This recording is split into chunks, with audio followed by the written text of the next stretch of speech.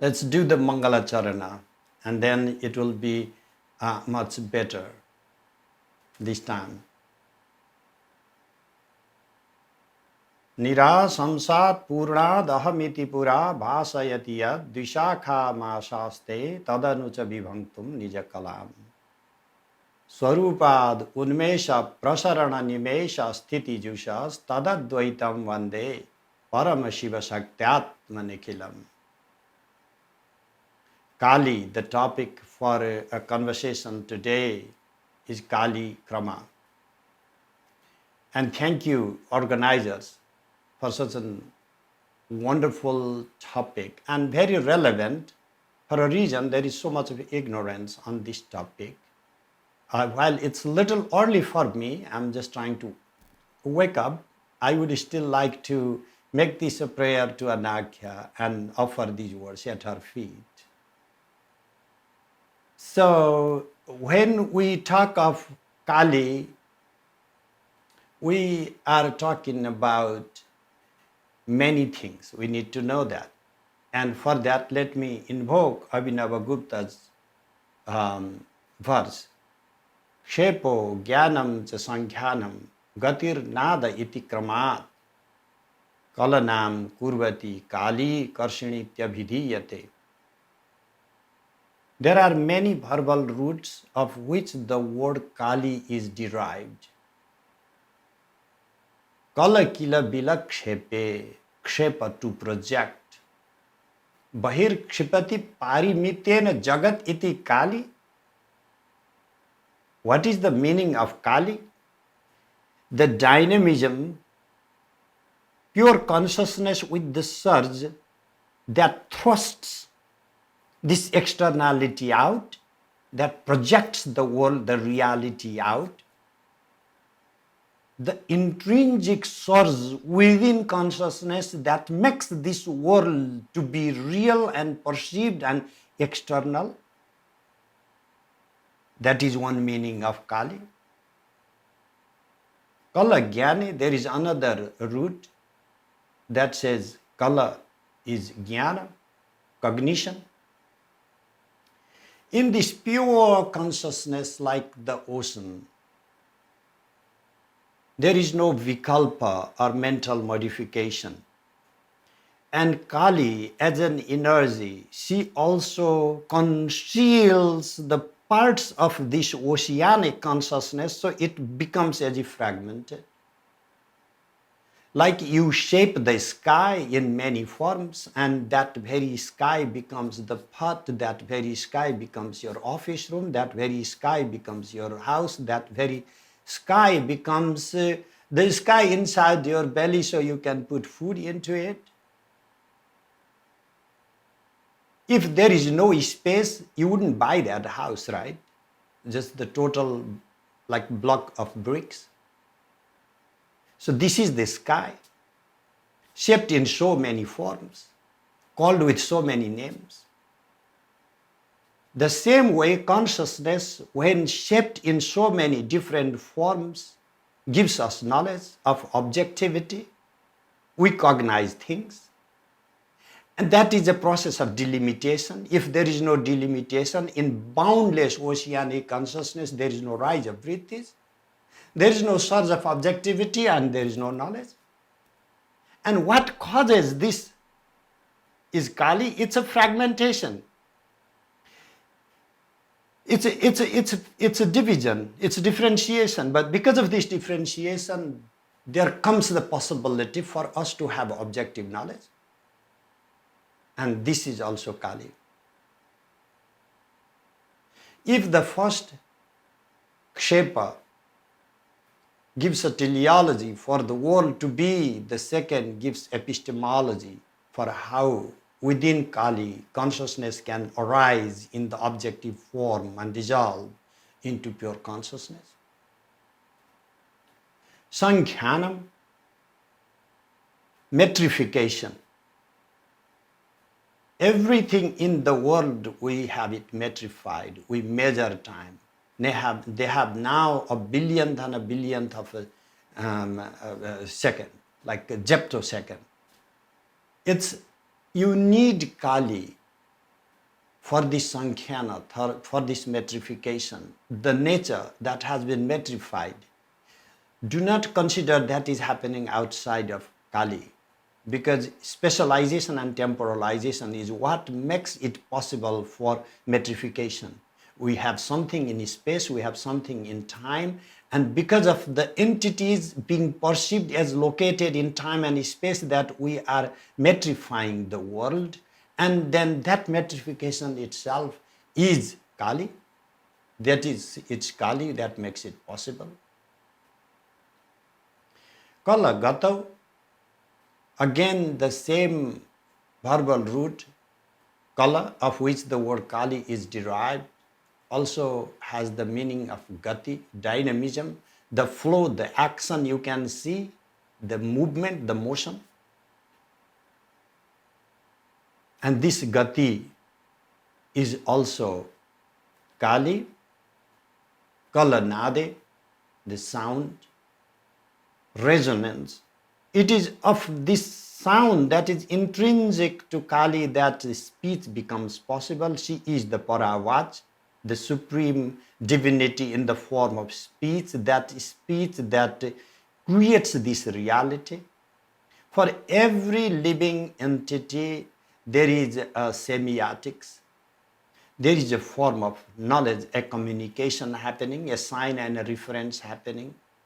All the genes are the coding for what? A means of communication. This whole thing is language. Your body is a means of communication. Every single cell in your body, every single DNA in your body is a code.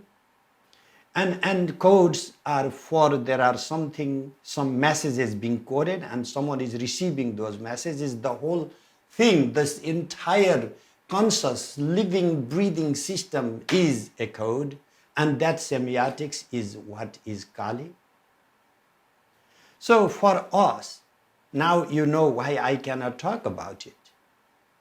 Because Kali is conceptually deep, has the type of philosophical depth for which we need a little humility to touch upon. And there is yet another dimension of understanding Kali, that is the a ritual dimension and practice, meditative dimension, and that is the part most of us today, the elite circle, let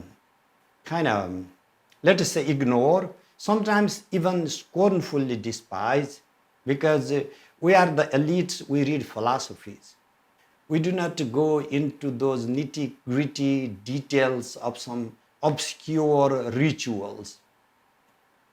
And what this does to us is, if we are interested in reading any of the classical texts that describe the philosophy, they were composed by these philosophers who were first ritualists, who were developing their philosophy based on rituals, based on their experiences that occurred during different mandalas, engaging in mandalas. And so it becomes difficult for us. Try reading Mahartha Manjari, that is I would say the most excellent of all the philosophical texts on Kali.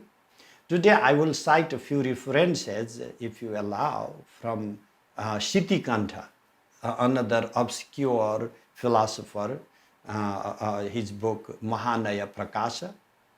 And there are other texts from Tiruvendram, the same name, Mahanaya Prakasha, and all these. There are series of texts actually. Chidgagana Chandrika itself is one of the best commentarial texts out there on the philosophy of Kali.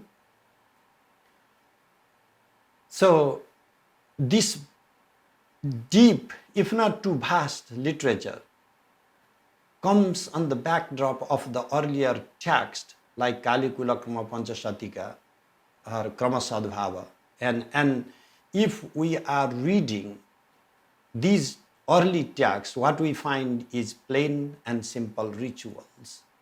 The earlier we go, the more plain and simple rituals we encounter. And the later, when we start, maybe roughly from Somananda's time, we start getting philosophical depth.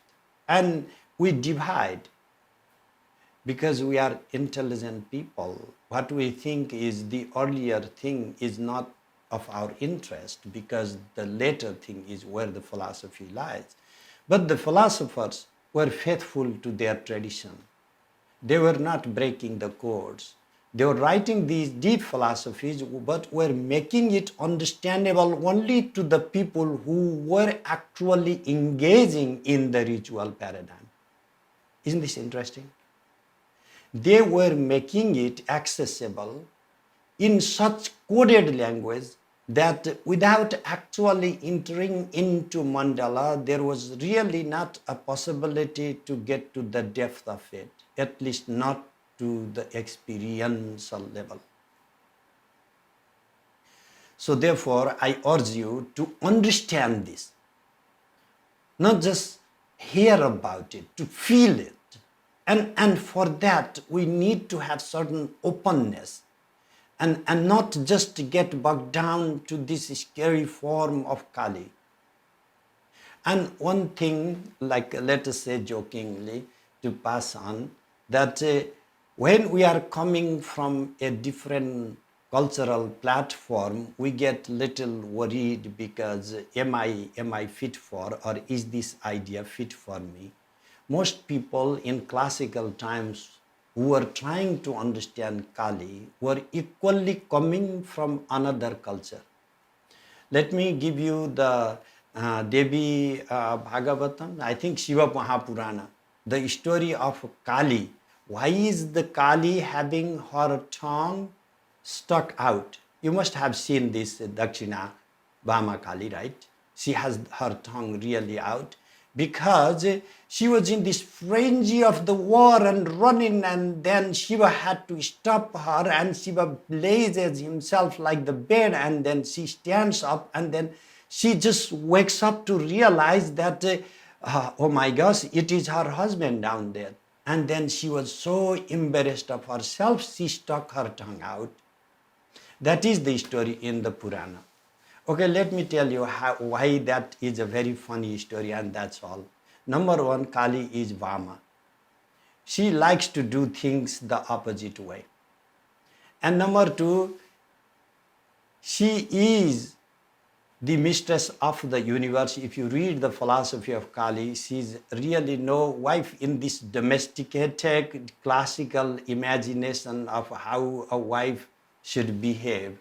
And this, I think, little romance-deprived Pandits were composing this puritanistic version of the imagery of Kālī could not imagine a woman being on top.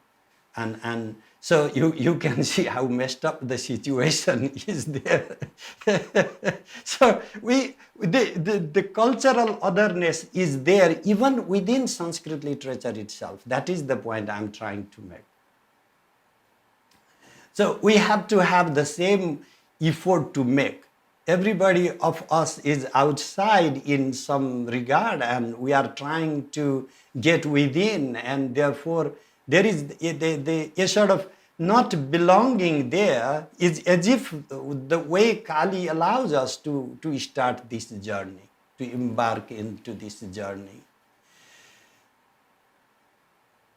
Rather than rambling around, I'll just go quickly into a few notes, as I promised you, to read from Shitikanta's Mahanaya Prakasha, just a few lines, and then to get the insight from those few lines, so we can start taking the philosophy of Kālī rather seriously.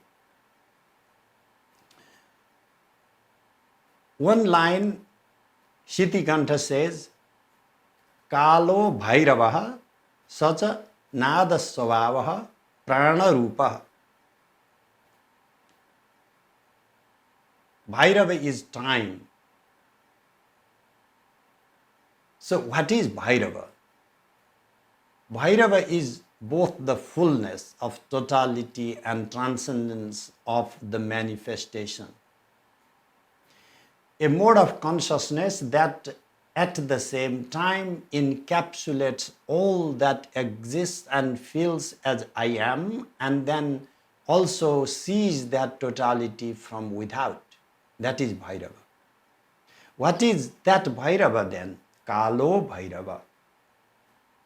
For us to understand Kali, we need to understand Kala. The power, that force, the dynamism that constitutes Kali. We need to get to Kala first, and that Kala is Bhairava. Bhairava is the consciousness that at the same time transcends the totality while also manifesting in the modes of the totality. And this has two other attributes here. One is Nada Swabhavaha. It has as its intrinsic character the resonance, the nada that manifests in the form of speech when subjectively engaged, or just the sound when objectified. Prana Rupa. It's also of the form of the pulsation of the heart, the vitality, the life force. There are three things essentially for you to recognize here. Number one, Kali embodies speech within herself. The speech becomes intrinsic nature, the inner core that constitutes Kali. And this is the vitality, life itself. Let us try to understand a metaphysics based on two words I just gave. Number one, life is universal thrust. It's alive. The cosmos is not dead in which you are the only one alive. Or maybe some of us. The cosmos as the totality is alive because it is the manifestation, emanation of that living, breathing entity surging, splashing out. That is Kali.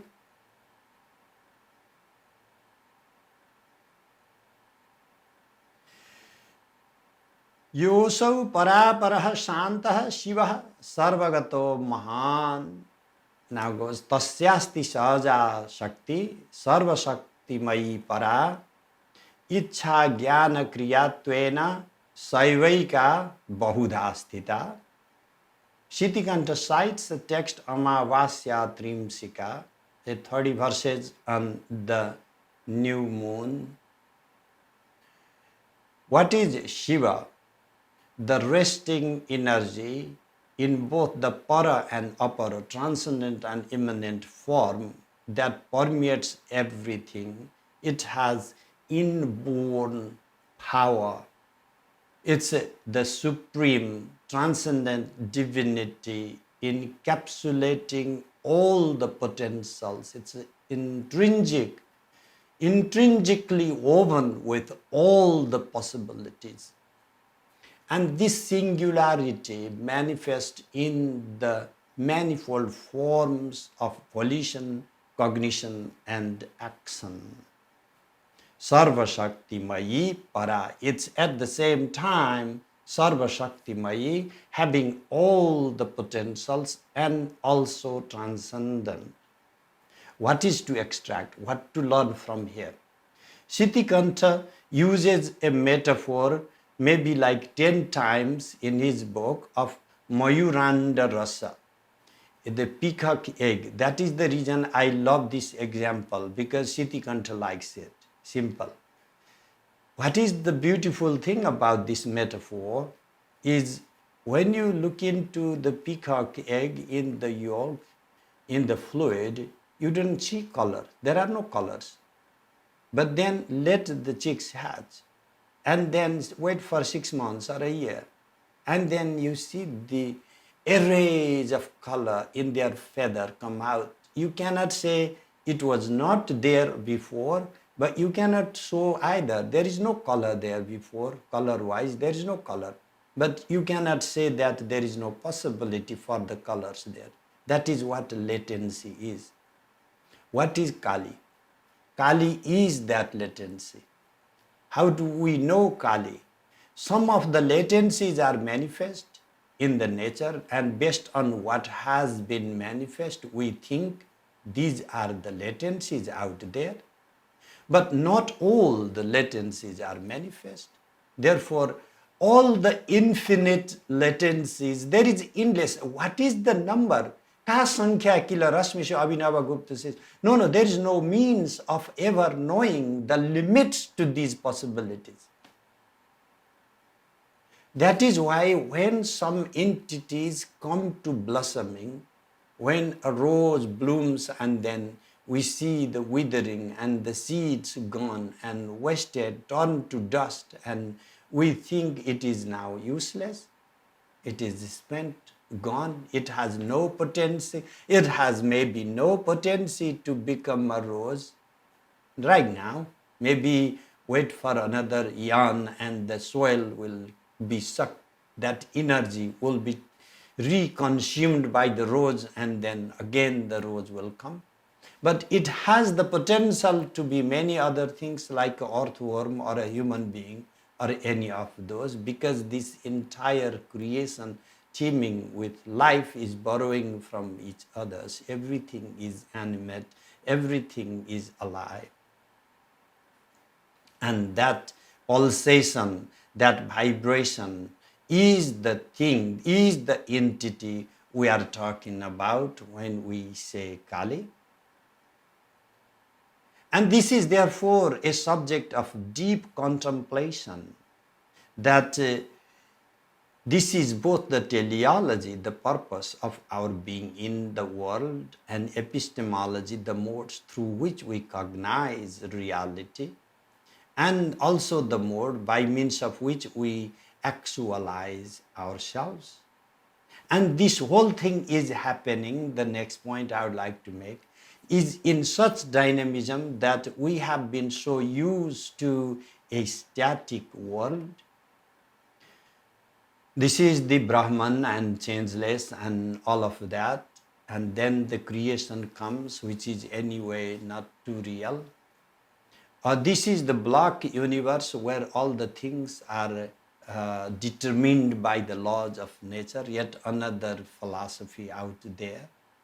Whether we go to spirituality of the block Brahman or the philosophy of physics with the block universe, we have two blockheads in two sides of us standing, not letting this dynamism to flow. We have to rethink the absolute, the foundational being, the basis of this surge of reality itself as dynamic, rather than changeless, static. If change is real, then that change has to have a basis in its foundation, and that foundation has to have something changing. Therefore, Abhinava Gupta says, Asthasyad eka rupeda vapushacen maheshwara maheshwarattam samvittam tadatyakshat gatadivat. If Maheshwara, the Supreme Lord, would just be the same unanimous, changeless entity forever, and she be situated in a singular form, it would neither be Maheshwara nor would be consciousness, and that would be like path, unchanging. That is sambittam atyakshat. It would be abnegating its own intrinsic nature of consciousness. So what is being said there? That consciousness has this constantly evolving, constantly dynamic nature. And if we consider Kālī as this intrinsic nature of consciousness, then we have to see that inherent dynamism is an integral aspect of consciousness of Samvit, and that is Kālī. Kālī is not a sleeping energy. Kālī is a dynamic energy. And what is this energy? This is consciousness, Chiti or Samvit. And what can it do? It is the can itself, not the can, beer can. It is the possibility itself. It is what makes us even to think of the possibility. It is where the possibilities spring forth from. It is the foundation for all the possibilities. And that is where we will be getting a little closer to understanding the concept of Kali. Siddhikanta says, Samvid eka eva samanya svabhava mahasatta chit samarasya vyapadesya santa swarupa param vishranti sthanam tad eva paryantya devi dhama ekaikam asti tasya kinchid uchunata samvin matra rupa bhava bhavo bhaya vyapika sadasad vyapadesha saha. Let me give a rough translation for this passage. The very singular consciousness is of the universal form, samanya svabhava, of the form of the totality, of the universal form. And it is the transcendent being and what is identified with the term, the commingling of consciousness. Chit samarasya vyapadesya. It is described by the term samarasya, merging the fluid, mixing of the fluid of Shiva and Shakti Swarupa.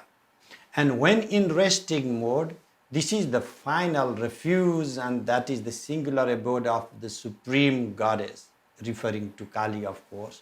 And its expanded form is of the character of consciousness alone that permeates both being and non-being. So there is also some sort of being of non-being, in the sense that this Kali consciousness permeates also non-being.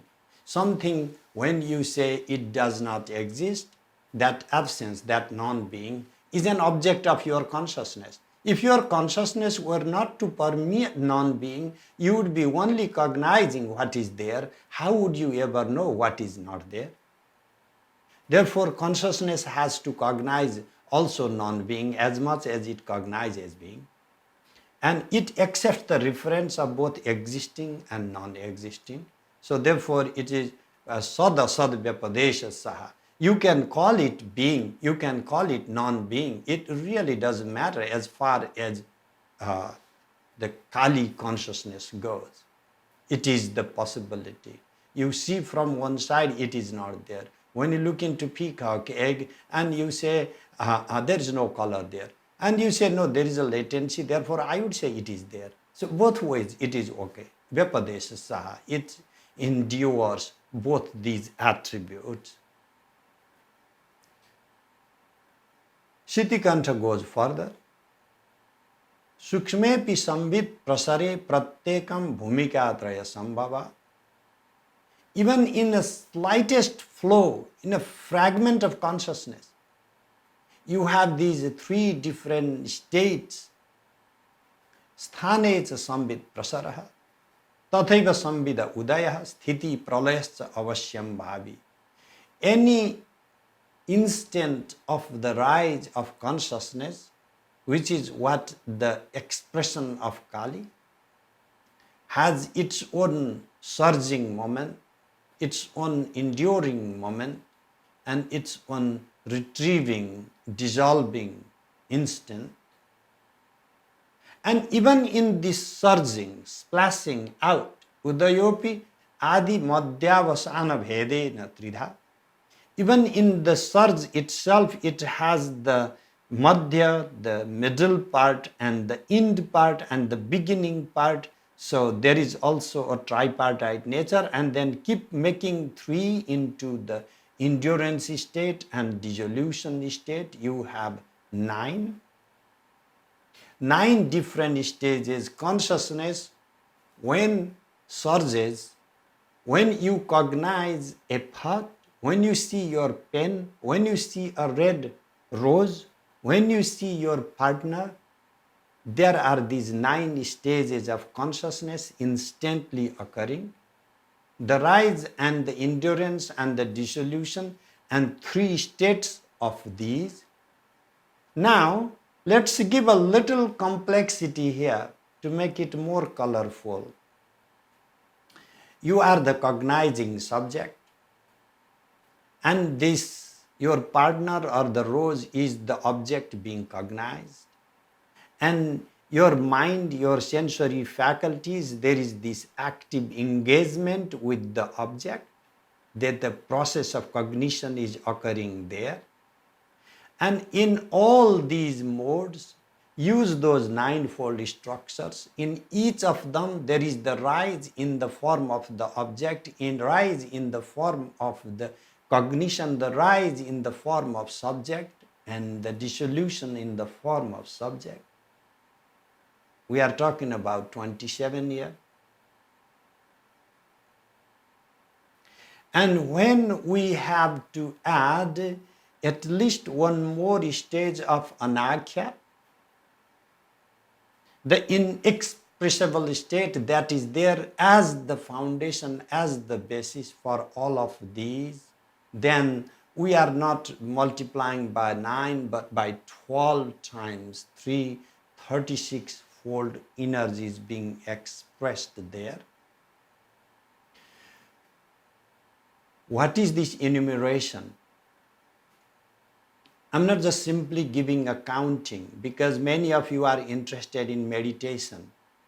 So let me tell you how to meditate. Just when an object arises, I am not telling you to meditate on that object. What I'm telling is rather simple.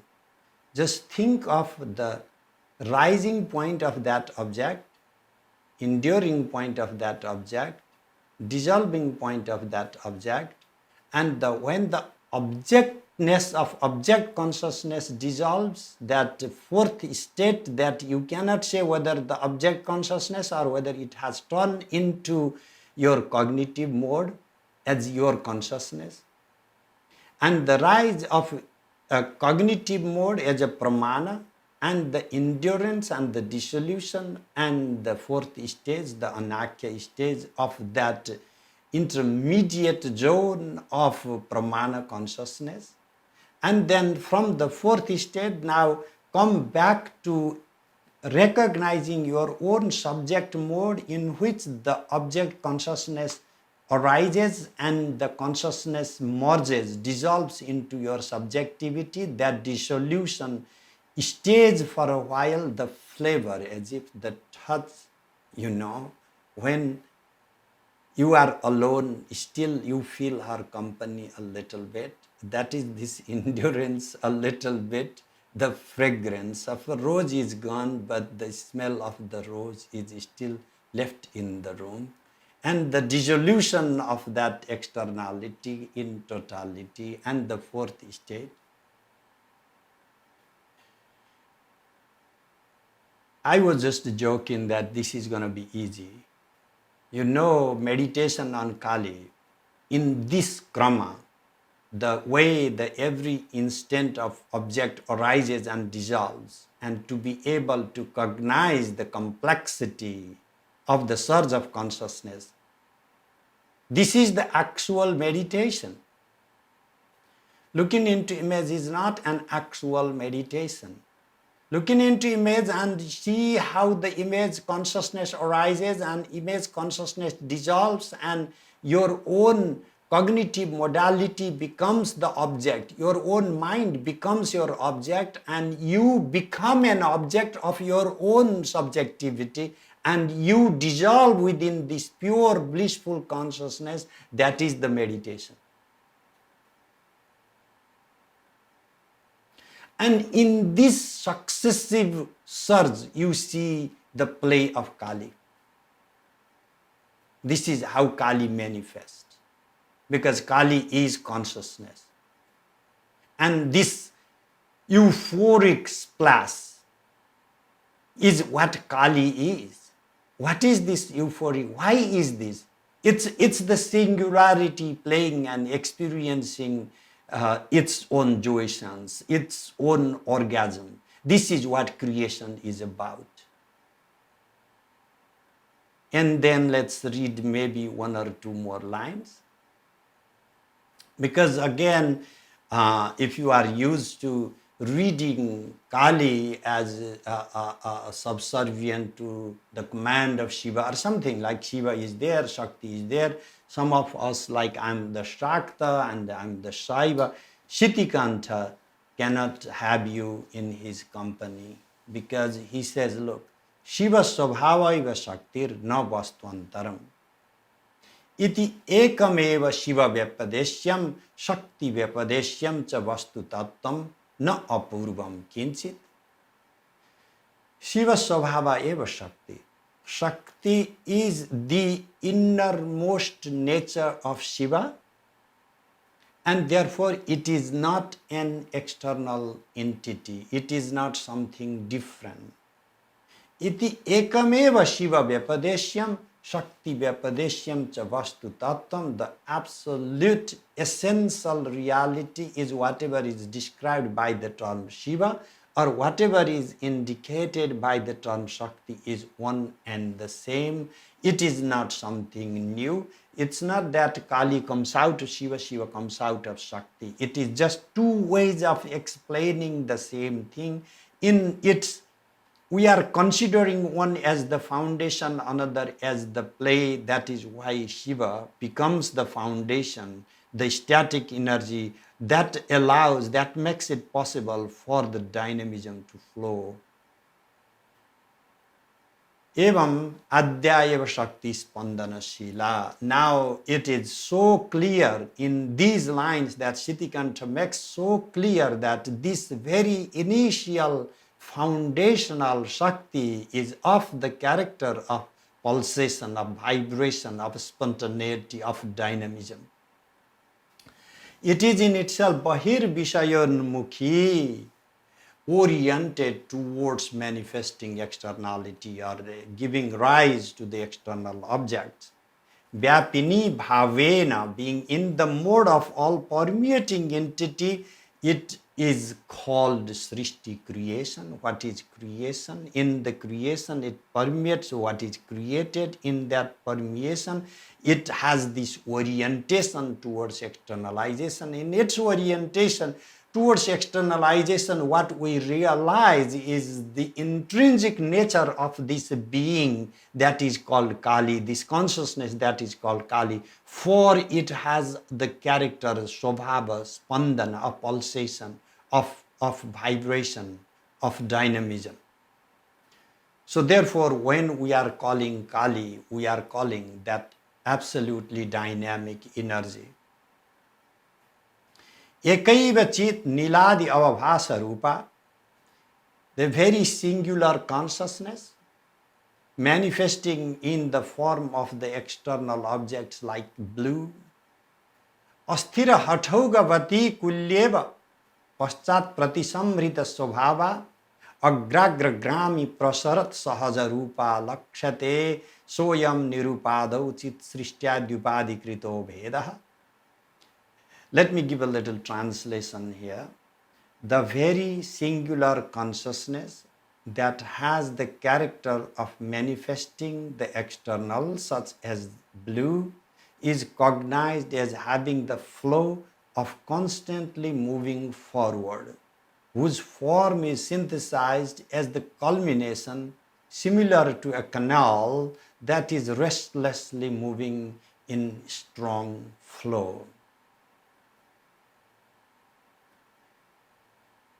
What is this surge of consciousness? In every mode of the rise of object consciousness, we have this surge, the flow, and like a canal in which water is quickly flowing. Consciousness is flowing. This canal metaphor works very well, because even in the Advaita Vedanta, this is the same metaphor used, because our sensory conduits are like the canals, like the ears, like the eye sockets, the nostrils, These are the canals through which consciousness sambit flows through and reaches to objects. We have this very passive mode of consciousness, everything bangs into it. Because then, the scientist, you go, and then the sound comes, buzzes down, images come, bang into your eyes, and that's how you, smells, everything. You basically don't do anything. You just happen to be there. The thing is, it's you cognizing, okay? It's you seeing. If things just appear to you, you should stop saying, I see. I see Anok is wrong. What I have to say, Anok appears to my eyesight. That should be a correct grammar. But if I am seeing Anok, I'm making an effort. How am I seeing? Through my eyes. There is this conduit through which I am reaching to him. This image and my own consciousness become one. And that is what seeing is. So this is the active mode of philosophy. We really need to rewrite everything so far written, okay? It's like not just epistemology or metaphysics, everything, biology, everything. So this is why Kālī is very deep. And you just have to assume the agency, and not just your agency. It's the agency that totality also claims. Okay, totality is not a dead inertia. The totality is a very active, living, breathing system. The system in the living sense. Okay, so it's complex, but it's also alive, animate, because this has as its intrinsic character prana. Vitality, that is what Shitikanta said. I'm just simply reading. I'm not saying anything. It's not my philosophy. I'm just reading Shitikanta. So now, what does Shitikanta? Nirupadho. And it's like, may not have any upadhi, but it's attributed, all these different modes based on creation and so on.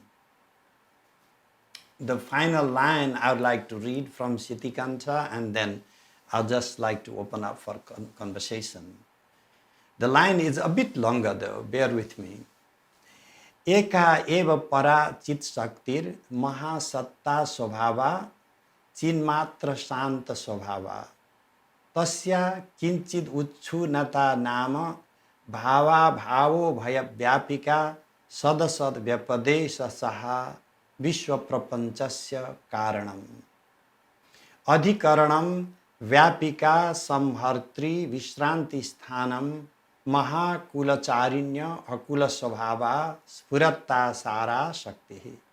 Tasyascheyam urmi rupa parigraha vartini characharantas charini paravag atma rupa tritiya bhumika anupatini vishwamayi bhasate. Let me read every word in my translation. The very singular absolute potency as consciousness of the nature of the absolute being is of the character of mere consciousness in its resting mode.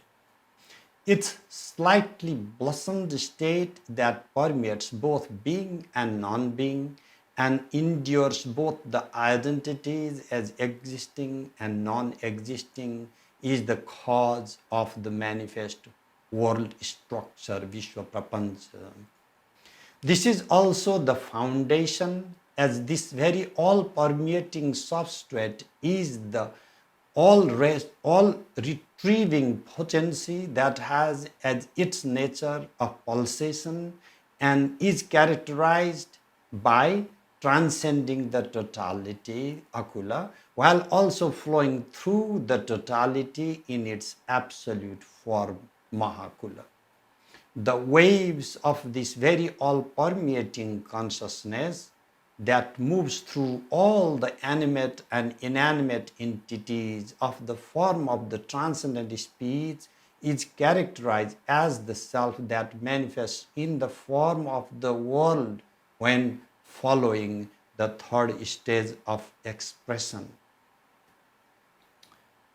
Going back to the point, we already made the case that consciousness does not just cognize what is there, it also objectifies what is not there. You enter a room and you do not see Timalsina and you say Timalsina is not there. How can you ever cognize the non-being of somebody? That is what consciousness does. And this is that type of consciousness that permeates both being and non-being, is the basis, the foundation of the expression of the world. And this Shakti that provides this basis has as its essence Sphurata. The another Sa Sphurata Mahasatta Deshodeshadi Vyapini Deshodesh. So this Sphurata Mahasatta you can read in Paratrishika, and Shittikantha is using both the terms. Mahasatta, he has already used that, and now Sphurata Sara. The essence of it, its intrinsic nature is simply Sphurata, like a blossoming. Like if you have a corn seed and then you pop it, it kind of becomes big, that is also Sphurata. But if you get some ideas, that is also Sphurata. It just something comes blossoming. If you have a bud and then that blossoms, that is also Sphurata. So you need to understand Sphurata in all different contexts. In the mode of consciousness, some ideas coming, that is the Sphurata of Pratibha. The Pratibha, the intuitive, self-cognizing consciousness blossoms into new ideas. And that is Sphurata. And it has this urmi, the flow, the tides. And in that very tide of this pulsation, expression is what we call Paravak, the transcendent form of the speech, identical to the self. So if you are trying to understand the metaphysics expunged of the speech, the self that is devoid of speech, that is not, you are not in the right place here, because we are keeping speech all the way to the level of the Atman, the self, number one. And then if you are looking for a static world in which there is no intrinsic pulsation, again, this is not the philosophy for you.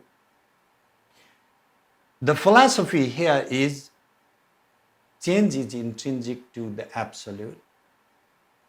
And this change is not caused by external factor, but by the process, the urge, the zeal within Kali to recognize herself, her own flow, her own manifestations, because the world is her recognition.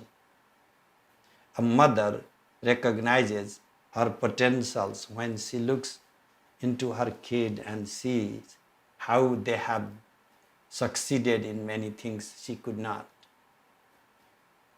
Mother Kali is pleased to see us being here, because we are her expression. Within her, all the events are happening, and this is also a process of recognition. Latencies, why do you need it all to be determined? Why do you want Kali to have all these things determined? Because again, you are thinking through a static perspective. Everything Kali does has to be already given to Kali. I mean, this means she is determined. She, at least if the rest of the world is not determined and it is determined by Kali, but at least Kali knows what she is in her totality. Every aspect she is ever going to do, ever going to manifest is already given to her. Therefore, meaning Kali at least is static to herself. There is no surprise. Let Kali have little surprise for herself too. When I do something amazing, I surprise Kali. Really, boy, I mean, can you actually do that? I never thought you could. So this is the joy of being in the world, and that gives teleology. That gives the purpose of us being in the world, because we surprise ourselves. When someone climbs a big rock and gets surprised, when someone plays music and couldn't believe he could actually play it, when you write a poem and you love it, don't worry if somebody else likes it. But you just read it and you loved it and you got surprised. Oh, did I write that? I never thought I could. This wonder, chamatkara, this very vismaya, is this rising up in this Bhairava form. That's why this Bhairava's wondrous eyes, have you seen the eyes of Bhairava? It's very wondrous, wide open. Really, that is ecstatic joy and in recognition too. And this is the mode of experiencing Kali. In the surge of bliss, the mode of being is recognized, and that is Kali actualizing herself through the totality. I had to stop because I'm still asleep and I could keep on going for I don't know how long. So, but then I would be depriving you from your chance of having a conversation. Thank you so much. Jai Kali.